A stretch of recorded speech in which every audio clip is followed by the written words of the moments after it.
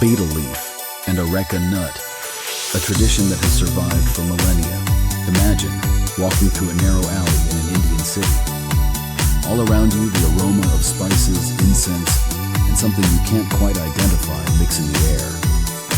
Suddenly, you see a man offering you a small green parcel, carefully folded into a triangle. You take it and have no idea that you're holding in your hand a tradition that has connected people, cultures, and continents for thousands of years. 1. Historical roots, the betel leaf and Areca nut, a pair known across most of Asia. According to archaeologists, their story goes back 9,000 years. In Thailand's Spirit Cave, remains of Areca nuts dating back millennia have been found. And that's not all. In the Philippines, in Duyong Cave, skeletons were discovered whose teeth had reddish stains, proof that people chewed betel as far back as 4,500 years ago. This habit spread together with people. Austronesian tribes carried Areca seeds and the tradition of chewing them from Southeast Asia to India, to Sri Lanka, to Oceania, all the way to the coast of East Africa.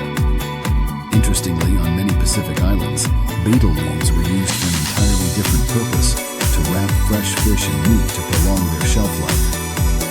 The leaf has natural antibacterial properties, working as a natural wrapper long before we had refrigerators. Wherever betel settled, it adapted to the local culture, and each made it their own. 2. Cultural significance.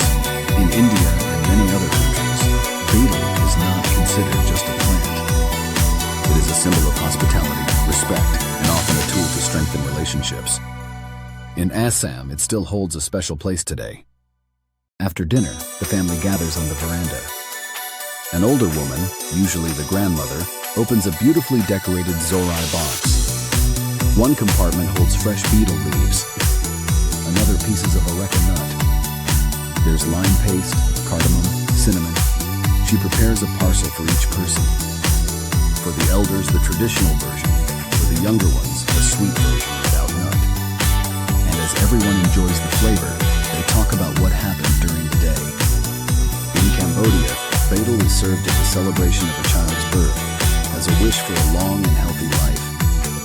In some parts of Burma, betel is distributed at funerals, as a reminder that life is short and should be enjoyed.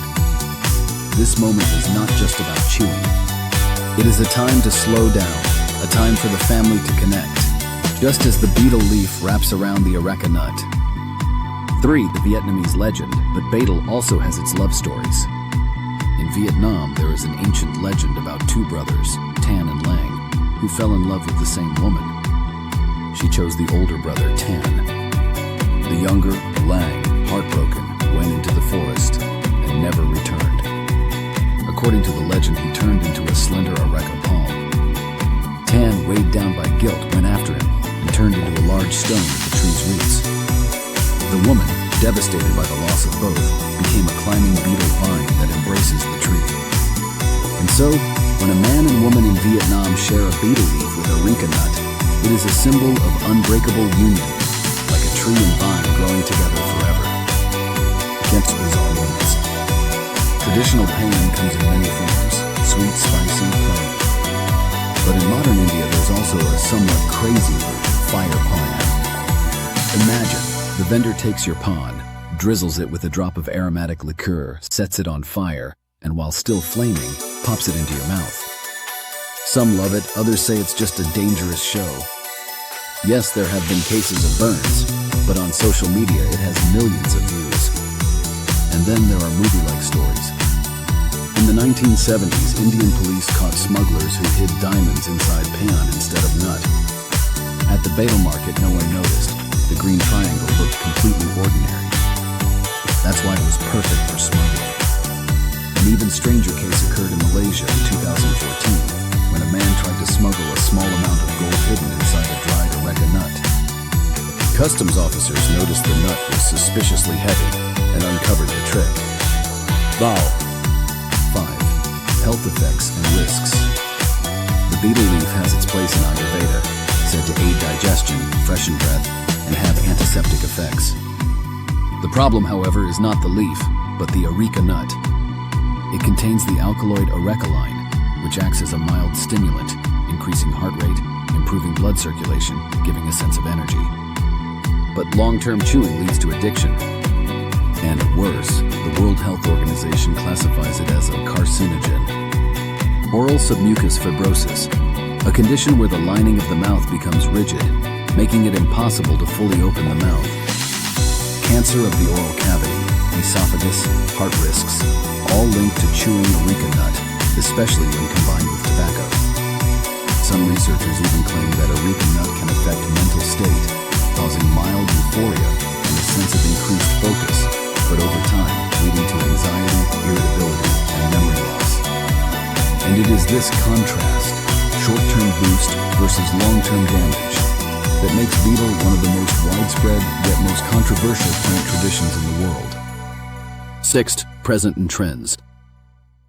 Despite all health warnings, the global betel market is huge. In 2022 alone, it was valued at more than $850 million and is projected to grow by another 50% by 2030. In Hunan, China, betel cultivation and processing accounts for 8% of regional GDP and supports over 2.3 million people. But with economic benefits come problems. Red spit stains mar city streets in India, Bangladesh, and Taiwan. Plastic wrappers from pan masala and gutka pile up in landfills. That's why eco-farms are emerging, growing betel with reduced water use, recycling nut waste into textiles and packaging. Some cities are introducing bans on betel advertising, others strict fines for spitting in public. Seventh conclusion, the betel leaf and areca nut. For some, just a plant and a nut. For others, a memory of childhood, of evenings with family, of weddings, of ancestral stories. It is a tradition that has survived for millennia. A tradition that connected cultures from the Philippines to East Africa.